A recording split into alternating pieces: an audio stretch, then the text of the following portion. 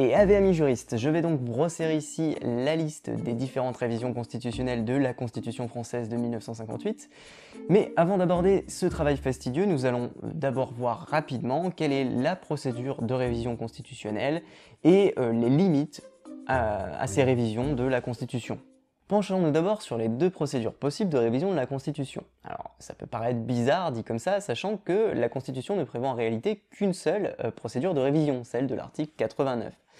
Mais la pratique constitutionnelle engendrée par le général de Gaulle a finalement donné lieu à une seconde procédure de révision constitutionnelle, la procédure de l'article 11. Mais on va d'abord parler de la procédure normale, celle de l'article 89. Cette procédure se compose de 3 étapes, bien entendu, l'initiative de la révision, l'adoption de la révision et puis la ratification. Pour ce qui est de l'initiative de la révision, seules 2 autorités en ont le pouvoir. Alors, soit le président sur proposition du Premier ministre, dans ce cas-là on parlera de projet de loi constitutionnelle, soit les députés ou sénateurs, et dans ce cas-là on parlera de proposition de loi constitutionnelle.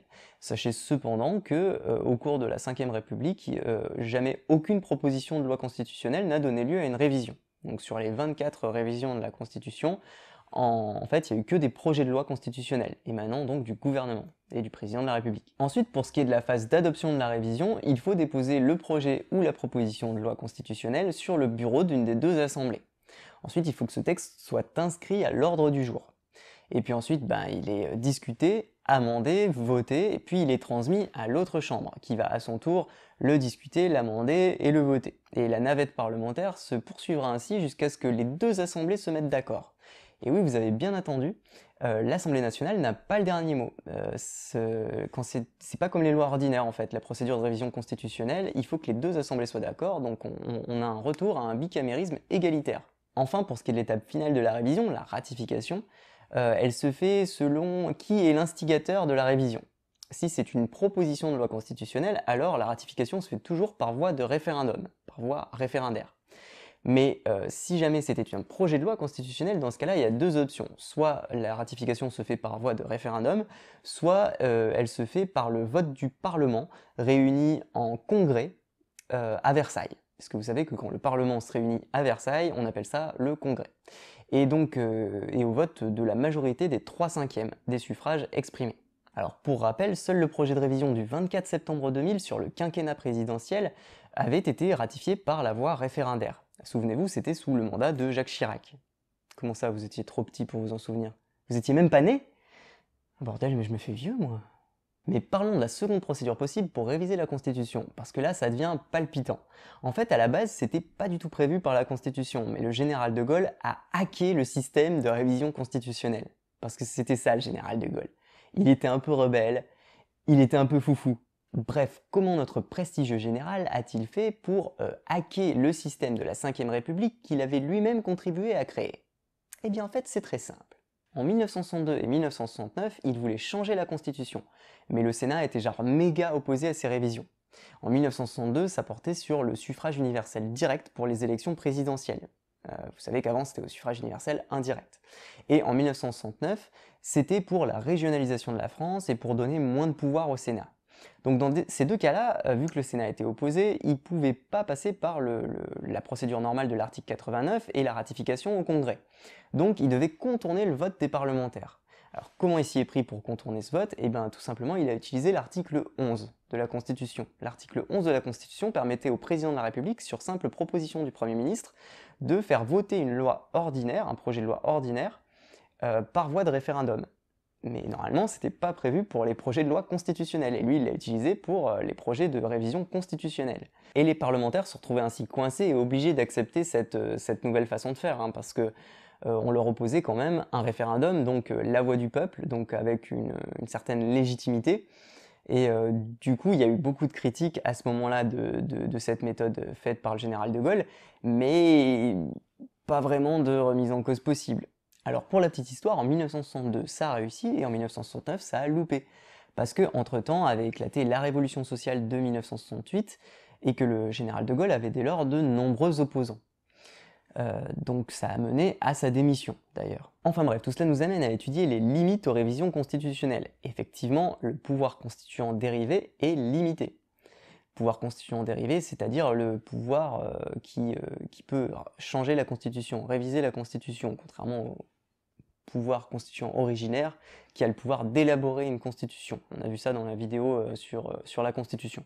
Donc ce pouvoir constituant dérivé est limité quant à la période des révisions constitutionnelles et quant à l'objet des révisions. Tout d'abord, s'agissant des limitations sur la période de révision, il y en a 3. L'article 89 alinéa 4 interdit d'engager une procédure de révision de la Constitution lorsqu'il est porté atteinte à l'intégrité du territoire de la France.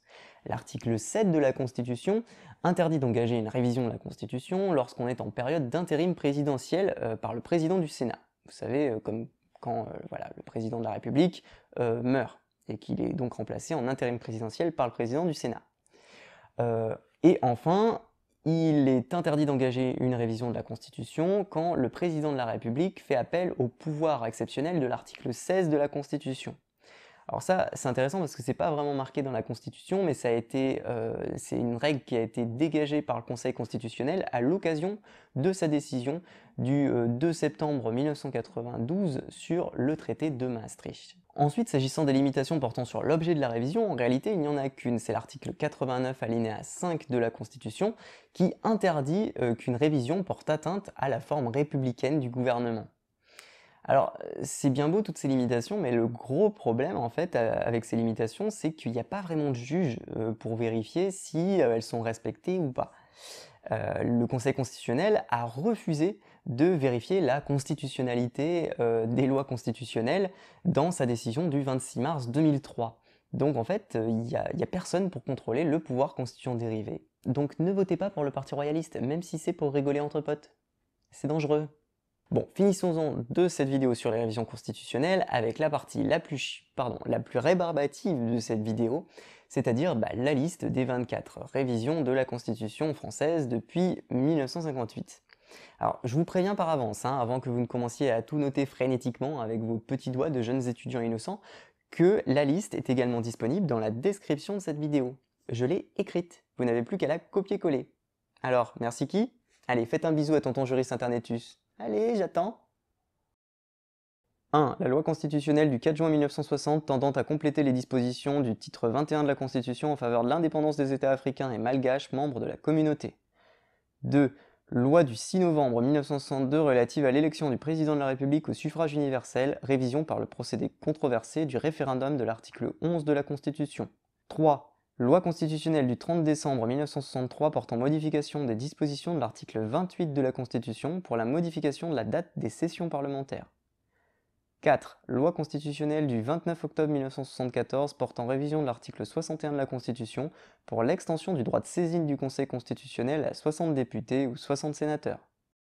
5. Loi constitutionnelle du 18 juin 1976 modifiant l'article 7 de la Constitution pour la modification des règles de la campagne électorale des élections présidentielles en cas de décès ou empêchement d'un candidat. 6. Loi constitutionnelle du 25 juin 1992 ajoutant à la Constitution un titre des Communautés européennes et de l'Union européenne pour la ratification du traité de Maastricht.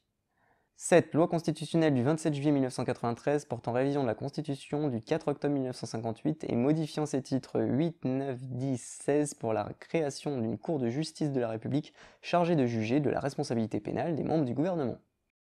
8. Loi constitutionnelle du 25 novembre 1993 relative aux accords internationaux en matière de droit d'asile. 9. Loi constitutionnelle du 4 août 1995 portant extension du champ d'application du référendum instituant une session parlementaire ordinaire unique, modifiant le régime de l'inviolabilité parlementaire et abrogeant les dispositions relatives à la communauté et les dispositions transitoires. 10. Loi constitutionnelle du 22 février 1996 instituant les lois de financement de la sécurité sociale. 11. Loi constitutionnelle du 20 juillet 1998 relative à la Nouvelle-Calédonie. 12. Loi constitutionnelle du 25 janvier 1999 modifiant les articles 88.2 et 88.4 de la Constitution concernant l'Union européenne. 13. Loi constitutionnelle du 8 juillet 1999 insérant au titre 6 de la Constitution un article 53-2 relatif à la Cour pénale internationale, instituée par le Statut de Rome de 1998. 14. Loi constitutionnelle du 8 juillet 1999 relative à l'égalité homme-femme. 15. Loi constitutionnelle du 24 septembre 2000 relative à la durée du mandat du président de la République, instauration du quinquennat. 16. Loi constitutionnelle du 25 mars 2003 relative au mandat d'arrêt européen. 17. Loi constitutionnelle du 28 mars 2003 relative à l'organisation décentralisée de la République. 18. Loi constitutionnelle du 1er mars 2005 modifiant le titre 15 de la Constitution pour la ratification du traité portant Constitution pour l'Europe. 19. Loi constitutionnelle du 1er mars 2005 relative à la Charte de l'environnement. 20. Loi constitutionnelle du 23 février 2007 portant modification de l'article 77 de la Constitution sur le corps électoral de la Nouvelle-Calédonie. 21. Loi constitutionnelle du 23 février 2007 portant modification du titre 9 de la Constitution pour la réforme de la responsabilité pénale du président de la République. 22. Loi constitutionnelle du 23 février 2007 relative à l'interdiction de la peine de mort. 23. Loi constitutionnelle du 4 février 2008 modifiant le titre 15 de la Constitution pour la ratification du traité de Lisbonne. 24. Loi constitutionnelle du 23 juillet 2008 de modernisation des institutions de la Ve République. De plus, attention, une nouvelle loi constitutionnelle est en cours d'adoption et elle est prévue pour 2019. J'en parlerai dans une vidéo dès sa sortie.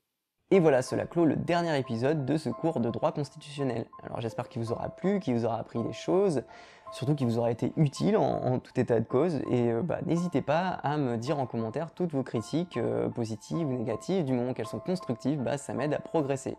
A bientôt pour de nouveaux cours avec Juris Internetus. La séance est levée.